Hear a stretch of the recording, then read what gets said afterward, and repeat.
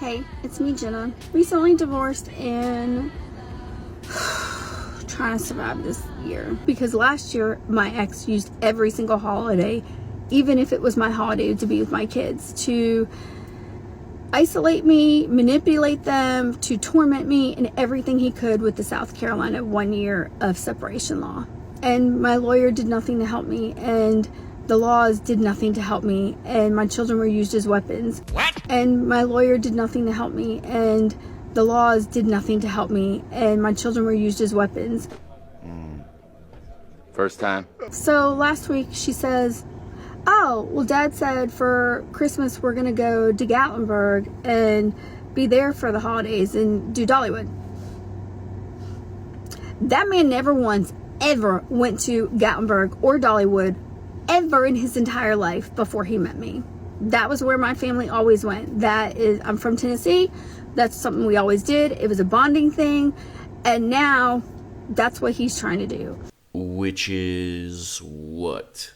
Bonding with his kids the way they're used to? Oh yeah, he sounds horrible. It's like he's taken every single tradition I've ever done and now turned it into his. Everything I've ever done. Or maybe, for the sake of the kids, he's trying to keep some of the family traditions that made them happy, even after you wrecked the family for everyone.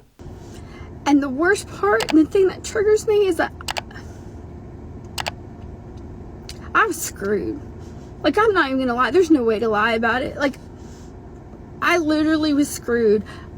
For 23 years of my marriage, was lied to, manipulated, gaslit, tortured. I can't even go on the amount of things that this man did to me that I didn't even realize at the time were ways of keeping control of me and tormenting me. So, let me get this straight.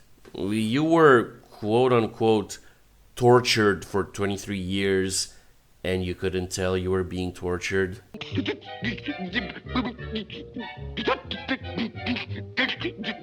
Well, either A, your ex-husband is extremely bad at torture, or B, you're just making crap up for attention.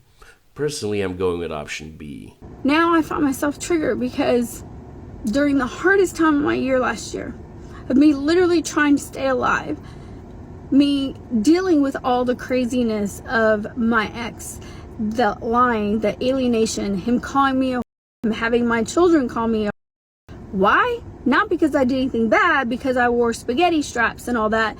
And the only way that he could use my children against me was to say I was on social media. Yeah, and I've seen your social media. It's mostly this.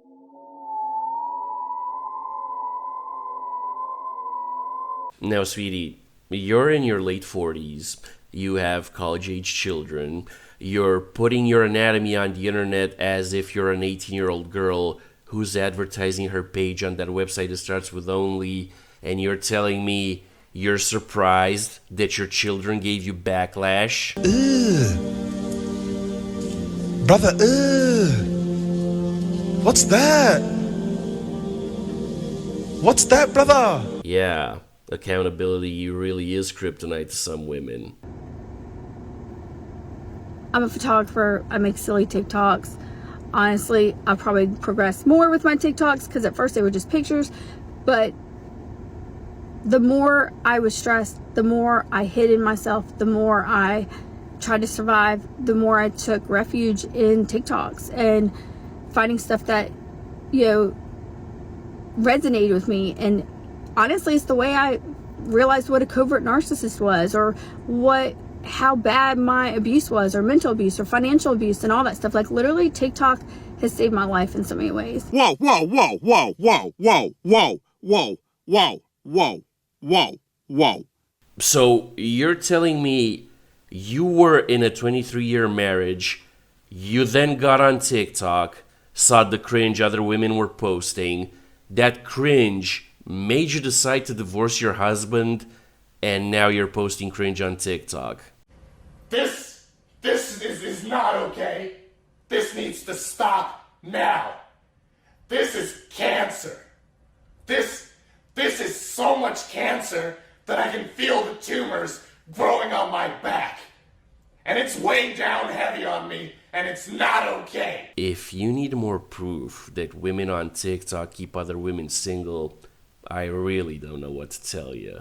Who would think, Mom, we're going to Gatlinburg for Christmas, would trigger me? This man's had at least 3 vacations in the past year to like really nice places with my children. At least 3 that I know of, because he has them lie to me. He has them outright lie to me about so much stuff. So who knows? God knows what they've done. And then the holidays and all that. Like, he lied about owning a company. My entire proceedings were done on a lie. I was going to court for a protection order hearing, and my lawyer literally forced me over and over again by asking me, do you want to sign this agreement? And I said, no, I want to go to court. I want to go to court. I want to go to court. I want to go to my protection order hearing. I want to go to divorce court. I don't want to settle. At the most crucial time. Sweetie, just so you know, if a lawyer is pushing for a settlement, a lot of the times it means he's not confident you have a winnable case in court. Probably because your ex has his assets well protected and had great lawyers himself. Because trust me, if a lawyer thought he was going to get a bigger payday in court, he wouldn't push for a settlement. I'm literally going to be a complete mess mentally. So I'm trying, like, this is like crazy medium, and I'm trying to be happy and show my kids that like life can move on, but the triggers, the random triggers that have me sitting in a Quick Trip parking lot trying not to cry. Why?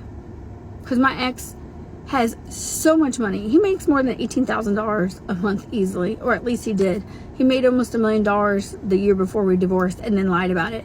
He has all the money at his fingertips to do whatever he wants, to buy my children, take them on trips, take them on vacations. Why I literally have the bare minimum to pay my bills. And we finally arrived at the root cause of all of your triggers.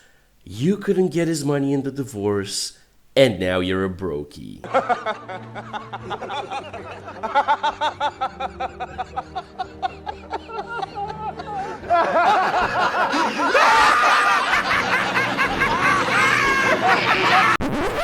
Serves you right. On top of trying to restart a career because it was a hobby, because I was a stay-at-home mom. And just like he said, I wasn't part of the equation. I was not part of the equation in the entire marriage, this man told me. My role in life was to be the mother of his children and to do anything that was needed for the family while he built his career. I was not part of the equation. Well, yeah, sweetie. See, when you sign up to be a stay-at-home wife to a rich man, his job is to pay for your entire existence, and your job is to look pretty, give box on demand, take care of the kids, take care of the house, and most importantly, shut up and smile while you're doing it. You're goddamn right. So how was that marriage ever supposed to survive? By you doing the job you signed up to when you married him. And then when it was done and I got loose and I tried to survive, that man had been plotting for over a year on how to make my life hell because he had all the money, all the control. Yeah, that's called risk management and having contingencies in place, as any smart man should. And now I sit here with the triggers. Trigger because he's going to the Clemson Notre Dame game with my kids. I can't just randomly afford that. Hell, I can't even get them all in the same room at the same time. So I sit here and I'm gonna get through this trigger. I'm gonna suck it up, buttercup, and I'm move on. But it's not fair. Like, it's not fair. I'm pissed. It's just not fair. No, it's not, sweetie. Just like it wasn't fair when you divorced your husband after he paid for your ungrateful behind for over 23 years, and then you embarrassed him and your kids by posting thirst traps on TikTok. But guess what?